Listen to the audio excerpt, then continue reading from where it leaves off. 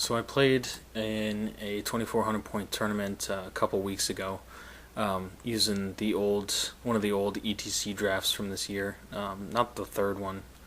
I can't remember if it was the first or second either. But anyway, so my first game was against the old Empire book. So on my left, I have a single fiend, a unit of 5 furies. Then I have 28 plague bears with a herald. He's got no gifts and the battle standard. And then in the middle I have 2 solo blood crushers with my general, who's a level 2 wizard with a bale sword and pestilent mucus. And then I have 28 bloodletters with herald. He's got flaming attacks. And I have a single fiend and 6 flamers over here on the right. And then I have my level 2 caster. He's got wings and a spellbreaker. So my opponent's kind of an interesting Empire list. He's you can see he's got 2 mortars in the buildings. I don't really know why he did that, because in my mind it just kind of made the footprint of his mortars really big, but I wasn't presumptuous enough to ask him why. You know, it's a tournament, we're playing for money, so I'm just gonna let him do it, I guess. Anyway, so he's on the right, he's got this big unit of Knights of the Inner Circle, and they have a Grandmaster who's got a sword that gives him +2 or +3 attacks, potion of strength, and a 4-up ward. Then he's got a mounted warrior priest in that unit, 5 archers in front of him, a big block of halberdiers with a shadow wizard with a scroll and the ruby ring, and another warrior priest in there. And then to the left of them, he's got a big unit of greatswords. They have the flaming banner, a general of the Empire who's got a really good armor save and maybe a ward, and he's also got always strikes first and the other trickster shard. And he's got 5 more bowmen in front of them, and then a big unit of flagellants, and then another mortar in the building. And you can see the 3 crates in the middle of the table are objectives worth 300 victory points each. So I get the first turn, and so I just kind of move up like so. In Magic, my general rolled up the Pit of Slime spell, which is really one of my favorite spells in the Nurgle lore. It's you just cast it on a unit, and the target has to take a strength test, and if they fail, they can't move or shoot until your next magic phase. So I cast it on the unit, the archer unit on the left, that's got his flagellants and his greatswords behind him, and they fail their strength test. So that's one of the reasons why I like that spell. Is if a lot of people will screen low strength stuff in front of their combat units, and if you just hit him with that spell, it you can see it takes like half of his battle line. He can't do anything with it. Otherwise, in shooting, flamers just kill a couple mortars. So Empire first turn, he really can't be too aggressive because he can only move half of his units. So he shuffles the flagellants to one side and backs the knights up to keep them out of the charge range of my general.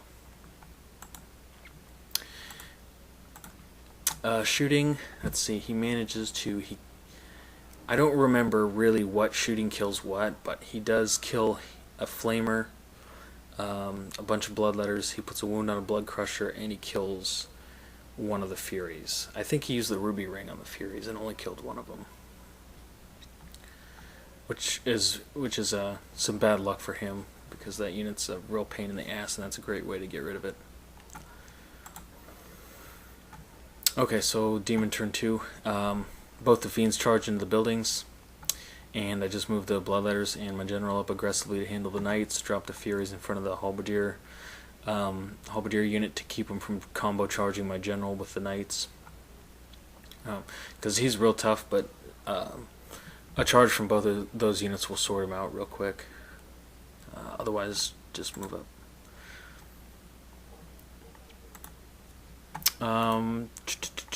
Yeah, magic and shooting, I don't think I get anything through this turn.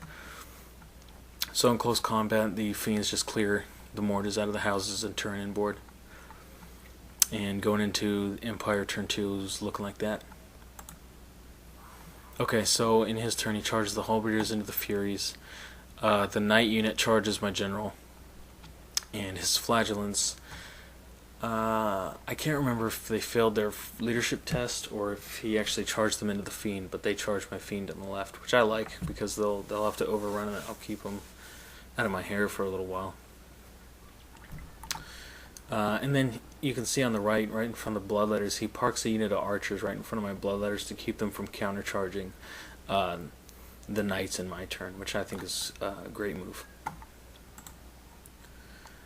So as we go into combat, I just challenge. I throw a challenge out with my general because,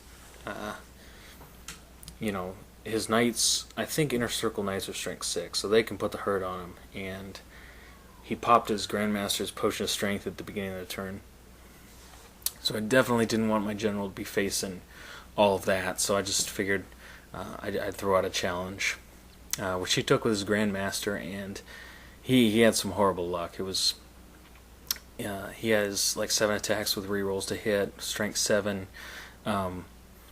but he didn't. I think he managed to do 1 wound to my general, who just kills him with the Bale sword. So yeah, really bad luck for my opponent there.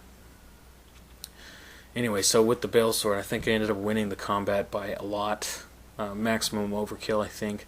And you can see that this hill that has the trees on it, we just decided to count the whole thing as a forest, just to keep it simple. And so he's got most of his unit in the forest, so they're not even steadfast.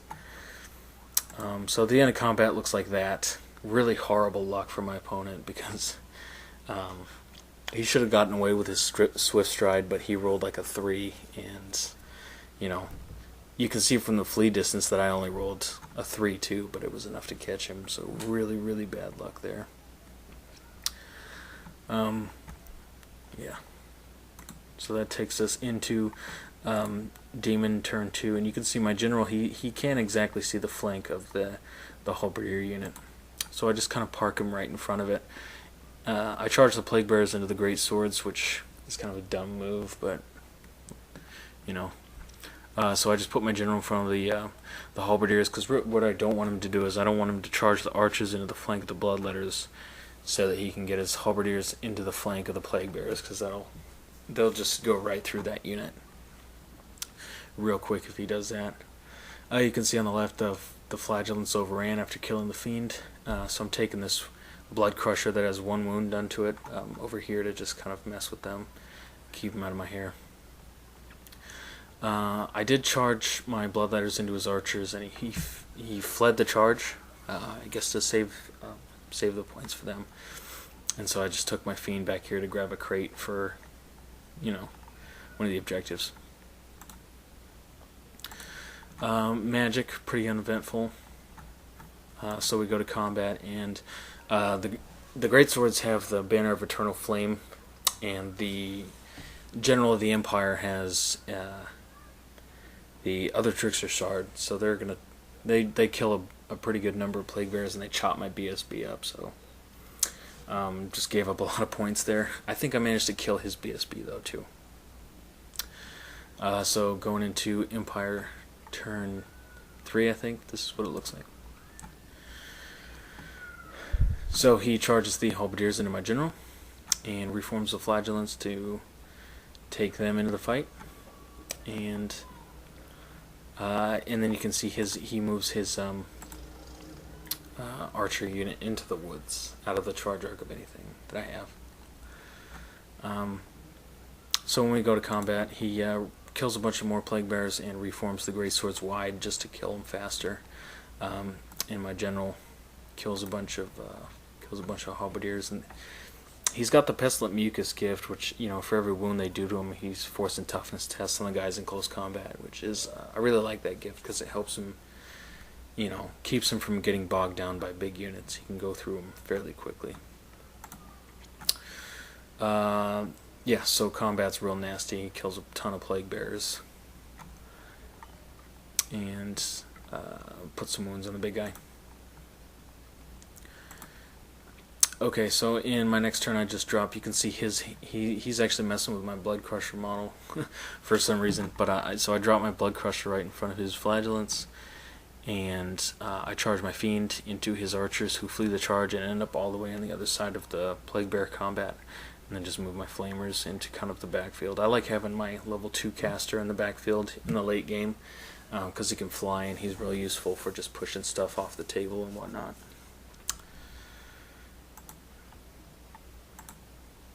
I think in Magic he ends up getting the Withering through on the Plague Bear, so they're just going to go down real quick. At the end of combat, Great Swords finish off the Plague Bears, turn towards my general. Flagellants end up getting the Blood Crusher and overrunning, and my general ends up killing a ton more halberdiers. So my turn, I finally I had to spend the last turn reforming the Bloodletters to get them narrow enough to fit them around the building. So I'm finally able to charge them in, move the Flamers out of the charge arc of his Great Swords, and do the same with the Blood Crusher. There's no sense in just letting him get charged by the Flagellant, so I move them out.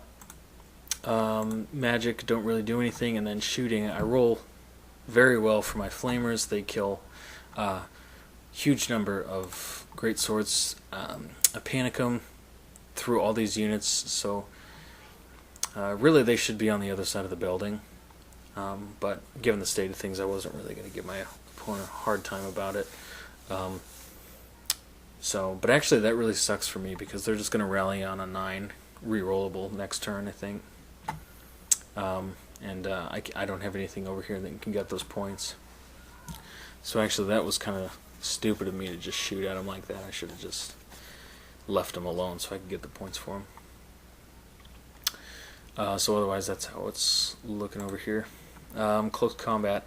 The Bloodletters and my general kill all the halberdiers and the warrior priest. So all that's left is a shadow wizard who flees. I try to pursue him with the Great Unclean One, but I fail to catch him.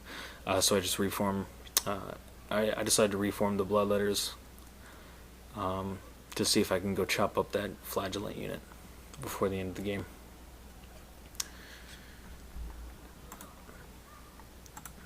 So going into my next turn, we decided the Blood Crusher could see the archers, so he charges them. The Bloodletters charge the Flagellants, and I just moved the Flamers down to, maybe panic his general's unit again. But he's on leadership 9. He shouldn't have failed the first panic test. So it was kind of a long shot to get him to panic, but whatever. And then you can see my general charges the Shadow Wizard and just forces him off the table. So at the end of combat, I killed a bunch of Flagellants. He kills a bunch of Bloodletters, but it doesn't really matter. This is the end of the game. I couldn't get that last objective off him, but what are you gonna do? So I'll see you guys at the next game.